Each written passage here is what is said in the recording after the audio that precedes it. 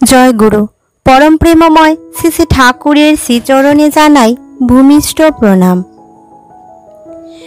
আপনাদের প্রতি প্রত্যেককে জানাই রানন্দিত জয় গুরু। আজ ইষ্ট প্রসঙ্গে জেনে নিব একটি বিশেষ ঘটনা। কিভাবে পরম পূজ্যপাদ শ্রী শ্রী আচার্যদেব শ্রী শ্রী ঠাকুরের 6 আঙ্গুল বিশিষ্ট একটি পদচিহ্ন একজন দাদার বাড়ি থেকে দেওঘর ধামে নিয়ে আসলেন। অনেক দিন আগে জানা গেছে কলকাতায় একজন ব্যক্তির বাড়িতে পরম প্রেমময় শ্রী শ্রী ঠাকুরের 6 আঙ্গুল বিশিষ্ট একটি পদচিহ্ন আছে। যার বাড়িতে আছে সে ঠাকুরের দীক্ষিত নয়।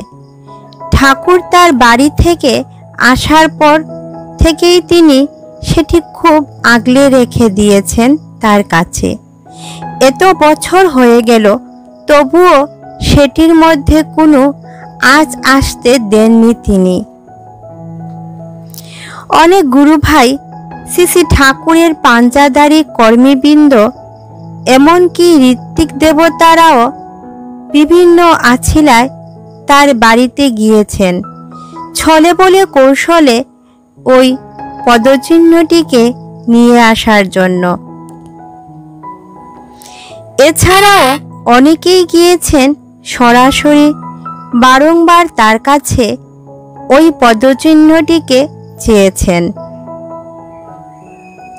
কিন্তু কোনো কিছুর বিনিময়ে তিনি ওই পদচিহ্নটিকে দিতে নারাজ। এমনকি শুধু তা নয়, তারা নিত্যদিন উঠতে বসতে শুধুমাত্র ঠাকুর এবং তার পরিবারের নিন্দা করে চলেন।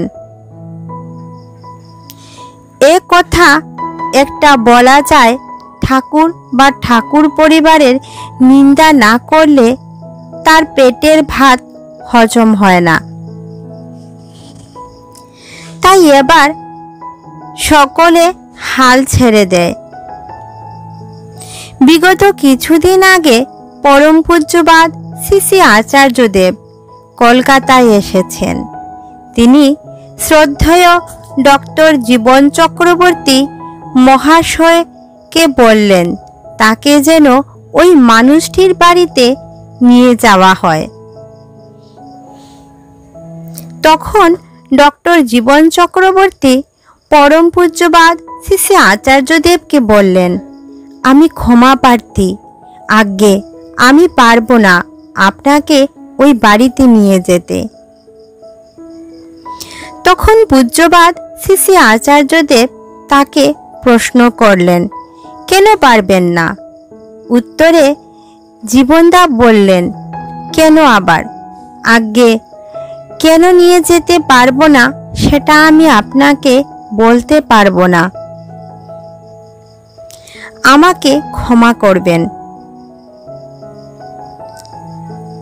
আসল বিষয়টি হচ্ছে, ওই মানুষটি উঠতে বসতে শ্রী শ্রী ঠাকুর ও ঠাকুর পরিবারের নিন্দা করেন, গালিগালাজ করেন। সেখানে আচার্যদেবকে নিয়ে যাওয়ার পরেও যদি তাকে দেখে গালিগালাজ করেন, সেটি খুবই অপমানজনক। তাই জন্য জীবনদা আশার করে তার বাড়িতে নিয়ে যেতে চাইছিলেন না। আচার্যদেব জীবনদাকে বললেন, আপনি আমাকে নিয়ে চলুন না। কি এমন হবে? না হয় দুটো বাজে কথা বলবে, দুটো গালিগালাজ করবে, ওতে কোনো সমস্যা নেই। অবশেষে কিছু করার নেই, জীবনদা বাধ্য হয়ে আচার্যদেবকে তার বাড়িতে নিয়ে গেলেন। তবে আগের থেকে তার বাড়িতে অনুরোধ করা হয়েছিল আচার্যদেবের সামনে যেন তিনি কোনো রকম কটু কথা না বলেন। তিনি রাজি হলেন। অবশেষে তার বাড়িতে আচার্যদেব এবং জীবনদা গেলেন। ওই মানুষটির সঙ্গে পূজ্যপাদ আচার্যদেব পরমানন্দে প্রায় 4 থেকে 5 ঘন্টা গল্প করলেন। ওই মানুষটি তার জীবনের দুঃখ, কষ্ট, বেদনা মনের মধ্যে ধরে রেখেছিলেন। সব যেন উজাড় করে দিলেন তার সামনে। ঠিক যেমন জমে থাকা মেঘ উপযুক্ত সময় পেলে বৃষ্টিরূপে ঝরে পড়ে। আচার্যদেব তার কথা শুনলেন। তিনি হয়তো তার মতো করে সবকিছু সমাধান করে দেওয়ার চেষ্টা করেছেন। অবশেষে তিনি সামান্য কিছু আহার করে ওই বাড়ি থেকে বেরিয়ে আসতে চান।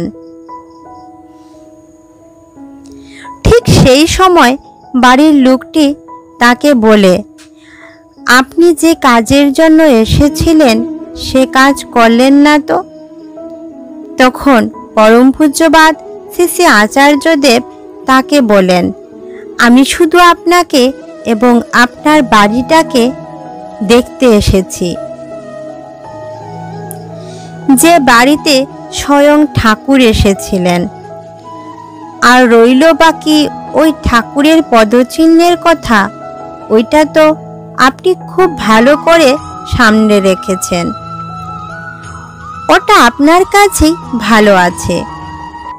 ইতিমধ্যেই বাড়ির লোকটি কান্না করতে শুরু করেছেন। তিনি কিছু বলতে যাবেন, এমন সময় আচার্যদেব তাকে থামিয়ে বললেন, এবার আমি আসছি। আপনার যা বলার আপনি জীবনদাকে বলে দিন।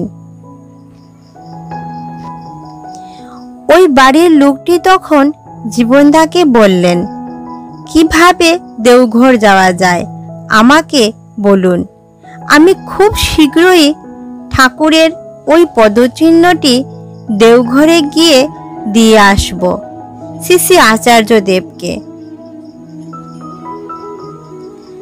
গাড়িতে বসে জীবনদা পরম পূজ্যপাদ শ্রী শ্রী আচার্যদেবকে প্রশ্ন করেন যে, আপনি চাইলেই তো পারতেন ওই পদচিহ্নটাকে নিয়ে আসতে।